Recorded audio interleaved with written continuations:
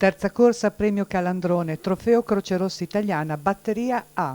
Premia il guidatore del cavallo vincitore, il presidente della Croce Rossa Italiana, Comitato di Bologna, dottor Marco Migliorini.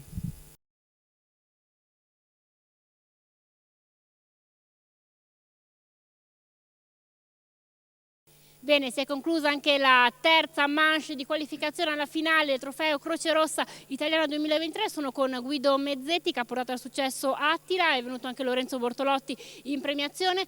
Guido, bella affermazione, era sicuramente un cavallo atteso, ha rispettato le aspettative anche se queste corse, come detto, sono sempre abbastanza equilibrate. Lascio a te la parola, commentiamo questo bel successo e poi ovviamente ci sarà una consegna che faremo alla Croce Rossa Italiana. Allora, diciamo che la parte più difficile per Attila è la partenza, perché comunque lui tende sempre a spostare un po' la testa ed è molte volte difficile. Andando in testa dopo ha fatto tutto lui, perché l'ho dosato un attimino, ma è un gran cavallo, Lorenzo me l'ha presentato in modo impeccabile. Tra l'altro è stato bello anche l'arrivo, mi sembra che tu abbia esultato. Fate conto che io guido molto poco, quindi l'ultima vittoria è del 26 dicembre dell'anno scorso, quindi proprio qui, questo trofeo Croce Rossa, quindi sono molto emozionato, cioè, i cavalli mi danno tanto e l'emozione c'è.